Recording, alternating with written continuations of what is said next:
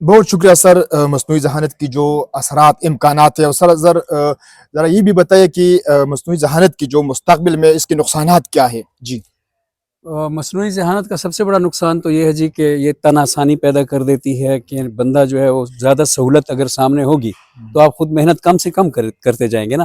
تو جیسے کیلکولیٹر آیا تھا تو اس وقت جو لوگ پہلے زبانی ضرب تقسیم کر لیا کرتے تھے وہ جب کیلکولیٹر پہ کرنے لگ گئے تو اب ذہن کی یہ صلاحیت کمزور ہو گئی اور پھر کیلکولیٹر سے وہ ضرب پہلے ہم پہاڑے یاد کرتے تھے لیکن کیلکولیٹر کے بعد وہ کوئی نہیں یاد کرتا تھا.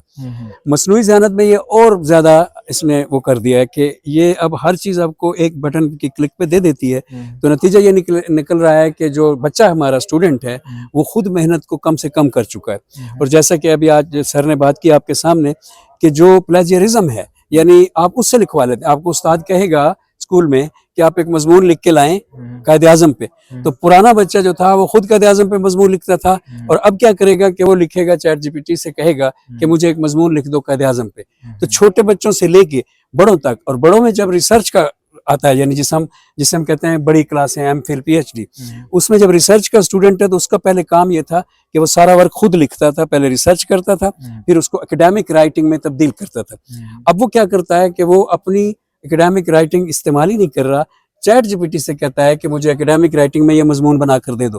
تو اس طرح سے جو ہے کہ وہ پہلے پلیجرزم کا ڈر ہوتا تھا کہ وہ دوسروں کا مال چوری کر رہا ہے، اب تو وہ سارے کا سارا پیپر ہی ادھر سے لے رہا ہے. تو یہ ایک بڑا نقصان ہے اور اس سے اوائڈ کرنے کے طریقے ہماری یونیورسٹیوں کو، ہمارے اداروں کو سوچنی چاہیے جتنا بھی ممکن ہو سکے. سب سے پہلے اپنا تعارف کر لیں. آج جو سیمینار تھا یہ کس حوالے سے تھے اور آپ لوگوں نے اس سے کیا حاصل کیا؟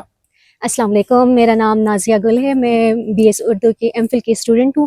اچھا، آج جو سیمینار یہاں پہ منعقد کیا گیا تھا وہ جو ہے وہ اے آئی کے حوالے سے تھا، یعنی کہ مصنوعی ذہانت، اس کے جو امکانات ہیں اور اس کے جو اثرات ہیں آج کل کے معاشرے میں، آج کل کے جو نوجوان نسل ہے اس پہ ان کی کیا اثرات ہیں اور مستقبل میں اس کی کیا امکانات ہیں، اس کے حوالے سے جو ہے ادریس آزاد صاحب آئے تھے، انہوں نے ہمیں اس حوالے سے جو ہے وہ گائیڈ کیا.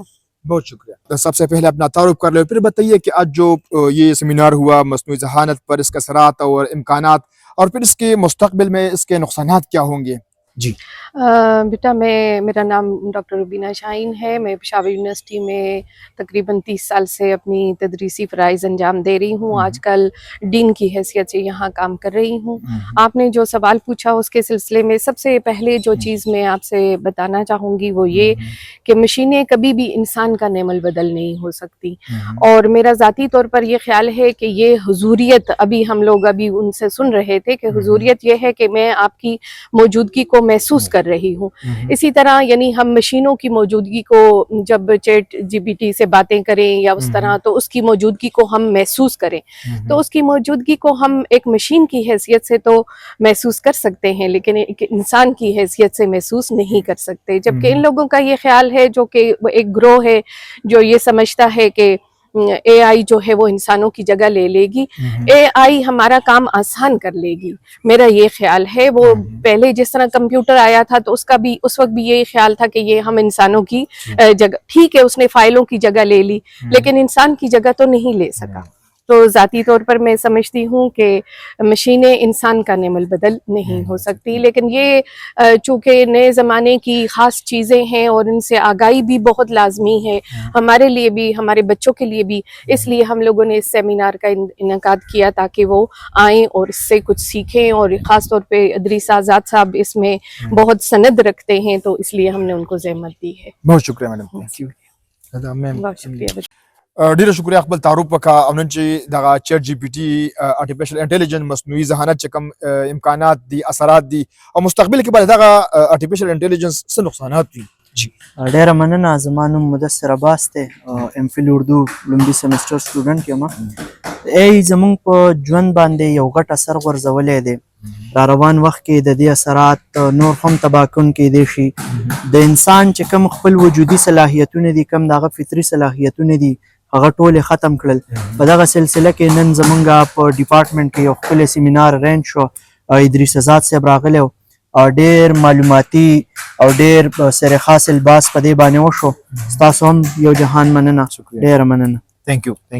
ستاسو ډیره مننه. تاسو خپل تعارف وکړئ او دغه مصنوعي ذهانت او دغه اثرات چې کوم دي امکانات دي دغه بیا د چیټ جی پی ټي او د ارتفیشل انټيليجنس با نقصانات بیا سوي او تاسو نن دغه سیمینار نه څه زده کړل؟ زما نوم لایبا دی او زه د دریم میکات سټوډنټ یم. اصل کې چې زمونږ دا سیمینار وشو نو په دې کې مونږ د اے آی حوالې سره مونږ ته هغوی ووي چې د دې مخکې چې کوم امکانات دي نو هغه دا دي چې کیدی شي چې انسان چې دی نو بیا د دې ماتحت شي. نو مونږ له په دې کې ډېر زیات احتیاط کول پکار دي. مونږ له پکار دي چې مونږ پوره تیار شو د دې د مقابلې دپاره. نو هر قسمه تیاری زمونږ دپاره پکار ده چې لکه دا ارټیفیشل انټیلیجنس یا مصنوعي ذهانت چې کوم دی دی به یو وخت کې چې دی د انسان دماغ چې دی اوس په هغې دغه باندې شفټ کېږي، هغه سیسټم به دی اپناوي. دی به د بالکل د انسان په شان مطلب په راتلونکي وخت کې موږ دا فرق بیا نشو کوي چې دا ماته مخامخ انسان ولاړ دی کو دا ماته مخامخ یو اے آی جوړ شوی روبوټ ولاړ دی. نو د دې دا نقصانات کیدی شي. نو د دې دپاره چې دی داسې سیمینارز ډېر ضروري دي چې موږ ته د خپل دنیا د دې بدلون پته لګي او چې موږ ښه تیار